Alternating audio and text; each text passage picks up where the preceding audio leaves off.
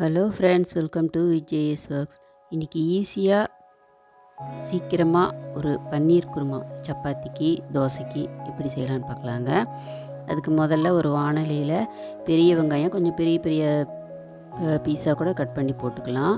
ஒரு பெரிய சைஸு பெரிய வெங்காயம் ஒன்று, பூண்டு பல் ஒரு 10 பல், இஞ்சி ஒரு இன்ச் அளவு அது கட் பண்ணி போட்டிருக்கேங்க. கூடவே 2 பச்சை மிளகா போட்டுக்கலாம். அப்புறம் தக்காளி ஒரு பெரிய சைஸ் தக்காளி கட் பண்ணி கூட சேர்த்துக்கிட்டேன். கூடவே ஏலக்காய் ஒரு 2, சோம்பு ஒரு அரை டீஸ்பூனு, பட்டை 2, லவங்கம் 3, அப்புறம் முந்திரி பருப்பு போட்டால் நல்லா நமக்கு ரிச்சாக இருக்கும் டேஸ்ட்டு. அதுக்காக தான் அது ஒரு 7-8 முந்திரி பருப்பு சேர்த்து ஒரு அரை டம்ளர் தண்ணி ஊற்றிட்டேங்க. தண்ணி ஊற்றி அடுப்பை கொஞ்சம் மீடியம் ஃப்ளேமில் வச்சு மூடி ஒரு 5 நிமிஷம் வேக வைக்கலாம். அது நல்லா வெந்துடும். நல்லா வெந்து அது நல்லா ஆறணுங்க. இது ரொம்ப ஈஸியாக சீக்கிரமாகவும் செஞ்சிடலாம். பன்னீர் வச்சு ரொம்ப நேரம் டைம் எடுக்க வேண்டியதெல்லாம் இல்லை. சீக்கிரமாக செஞ்சு நைட்டு டிஃபனுக்கு சப்பாத்திக்கு சீக்கிரமாக செஞ்சு கொடுத்துடலாம். அது பார்க்கலாங்க. இப்போ பாருங்கள், வெந்துடுச்சு. ஒரு 5 நிமிஷம் தான் வேக வச்சேன். இது ஆறுனதும் மிக்சியில் நைஸாக அரைச்சி எடுத்துக்கணும். இப்போ ஒரு பேனில் பட்டரு ஒரு ஸ்பூன் விட்டுருக்கேங்க. வெண்ணெய் இதில் ஒரு 200 கிராம் பன்னீர் எடுத்து அது பெரிய பீஸாக கொஞ்சம் கட் பண்ணி லைட்டாக வறுக்கணும். ரொம்ப வறுக்கக்கூடாது.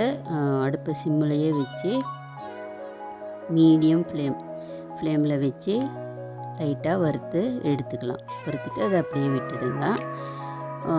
அடுத்தது அந்த பேஸ்ட்டு நல்லா நைஸாக கெட்டியாக அரைச்சிக்கணும். தண்ணி அதிகமாக விடக்கூடாது. தண்ணி அலசுறது தனியாக கூட அலசி ஊற்றிக்கலாம். ஒரு தடவை கண்டிப்பாக ட்ரை பண்ணுங்கள். விஜேஎஸ் ஒர்க்ஸ் சேனலை இப்போ தான் ஃபஸ்ட்டு பார்க்குறீங்கன்னா சப்ஸ்கிரைப் பண்ணிக்கோங்க. இப்போ ஒரு பேனில் பட்டர் கொஞ்சம் ஆயில் ஒரு 2 டேபிள் ஸ்பூன் விட்டுட்டேங்க. ஆயில் நல்லா காஞ்சதும் சீரகம் ஒரு அரை டீஸ்பூனும் பிரியாணி இலை 1 சேர்த்துக்கிட்டேன். மற்ற மசாலாலாம் சேர்க்க வேண்டியதில்லை. அது நல்லா பொரிஞ்சதும் செவக்க அந்த அரைச்சி வச்ச வெங்காயம் தக்காளி அரைச்சி வச்சுருக்கிறவங்கள பேஸ்ட்டு அதை சேர்த்துக்கலாம். அது ரொம்ப முதல்லையே தண்ணி விட வேணாம்.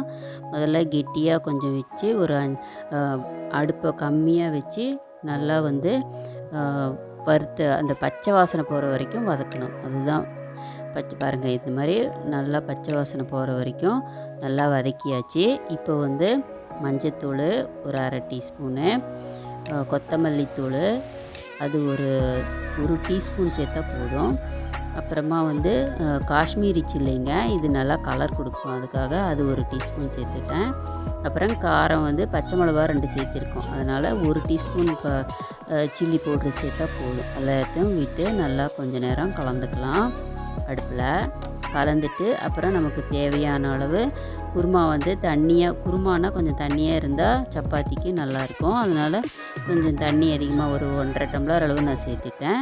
டேஸ்ட்டுக்கு உப்பு சேர்த்துக்கிட்டேன். அவ்வளோதாங்க. சேர்த்துட்டு இது நல்லா கலந்து விட்டு அடுப்பை மூடி வச்சு ஒரு 5 நிமிஷம் வேக வச்சா போதும். அப்போ ஒரு 2 தடவை எடுத்து கலந்து விடுங்க. போதும். பாருங்கள், ஏற்கனவே நம்ம நல்லா மீடியம் ஃப்ளேமில் நல்லா வேக வச்சுருக்கோம் மசாலாவை. அதனால் சீக்கிரமாக இதாகிடும். கடைசியாக கரம் மசாலா ஒரு டீஸ்பூனும் கஸ்தூரி மேத்திங்க, அதை நல்லா பொடி செஞ்சு கடைசியாக சேர்த்துக்கலாம்.